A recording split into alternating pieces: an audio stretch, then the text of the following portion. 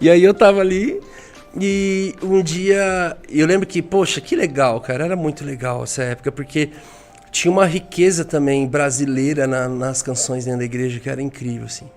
Eu lembro que tocava aquele que tem sede busca.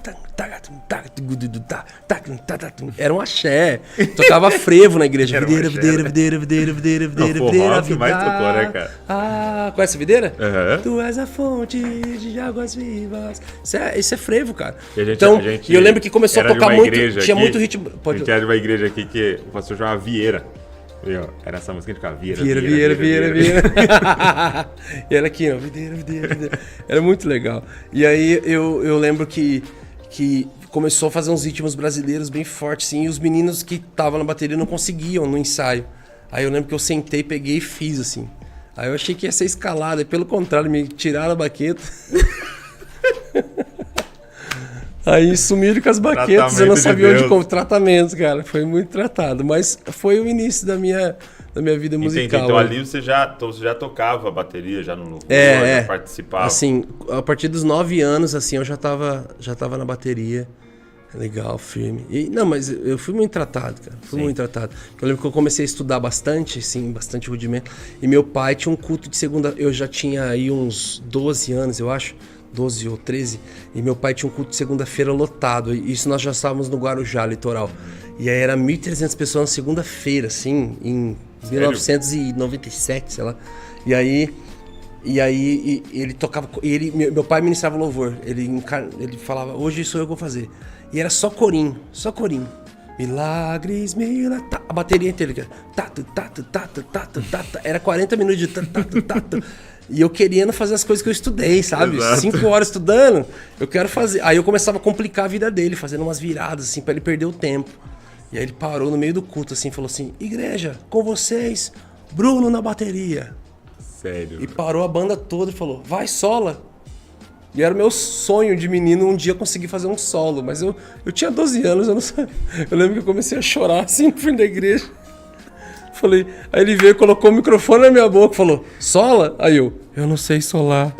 Aí ele, então para de gracinha e toca direito. Vamos lá, igreja, vamos lá. Obrigado, pai. Por essa grande marca na minha vida. Cara, mas foi uma forja legal, Caramba. assim. Meu pai era um cara que quando eu fui pro violão, era dá um Mi maior pra mim. E ele cantava uma música que você nunca ouviu na vida, cara. E se você errasse a nota, ele ficava bravão, assim.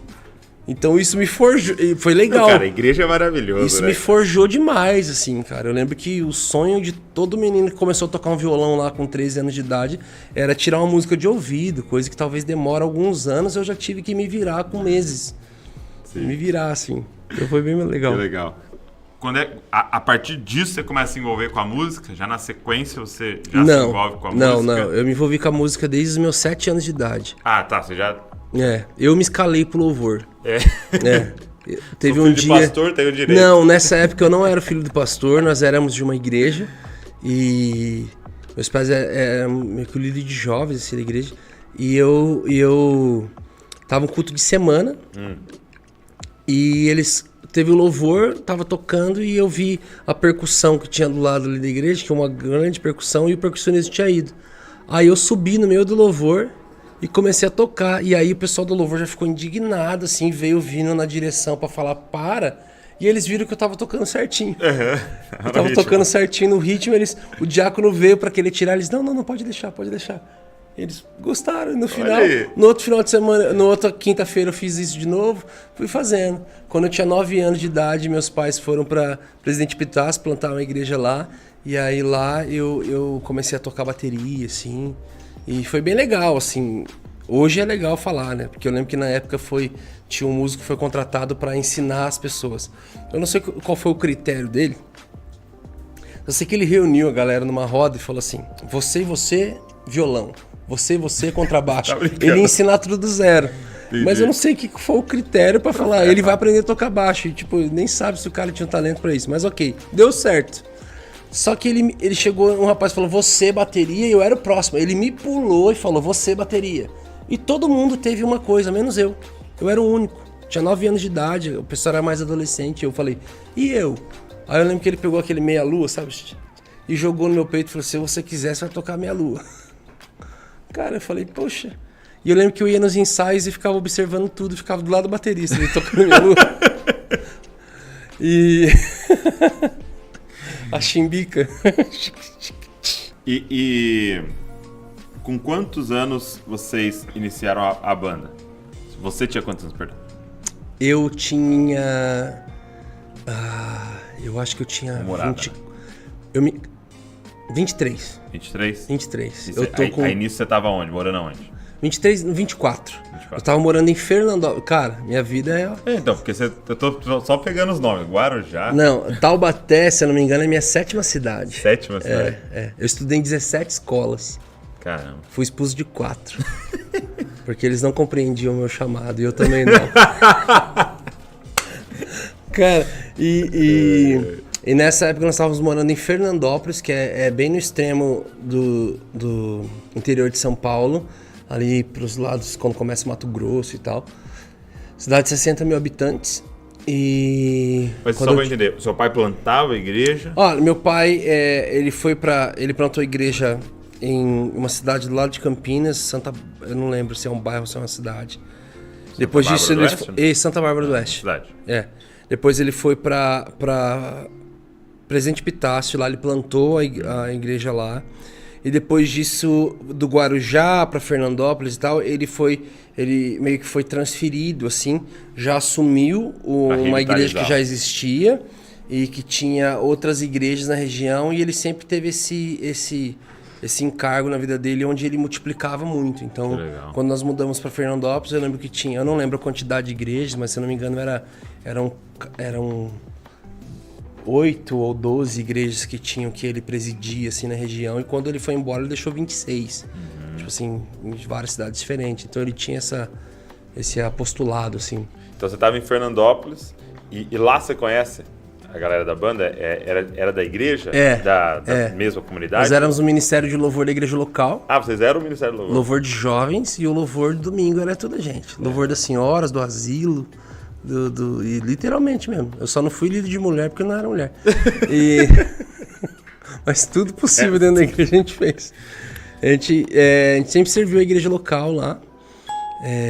Diga-se assim, de passagem que na nossa época, nossa realidade, os ministérios de louvor ali das outras igrejas da cidade, eles eram muito bons, assim. É mesmo? Eles destacavam. Sempre que rolava algumas programações que juntava, a gente tinha que apelar pro jejum hard, assim, pra falar, Jesus, se o senhor não garantia a gente, tá feia a coisa.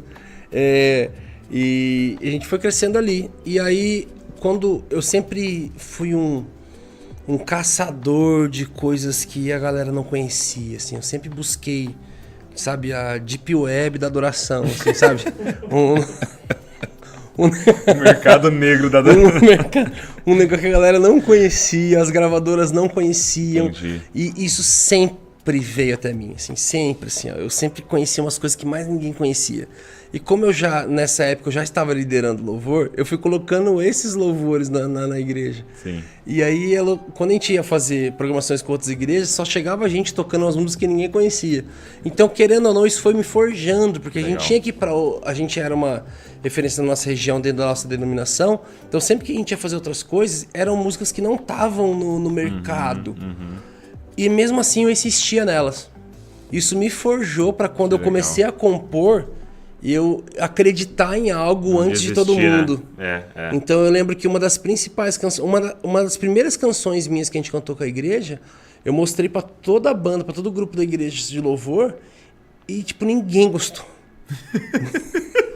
Cara, ninguém, né? Você fala assim, teve um que falou, mano, acho que é até legal. Ninguém, cara. E eu lembro que eu falei, cara, eu falei, não, beleza, galera, que vocês não gostaram, mas a gente vai fazer.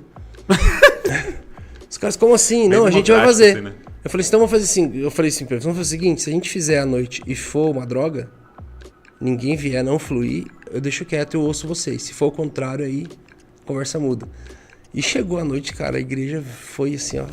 Eu nem falei que era uma canção nossa, assim, pra incentivar o emocional da igreja. Não. Cara, e rolou algo muito diferente. Acabou do louvor todo mundo. Cara, essa música é incrível. O pessoal mesmo.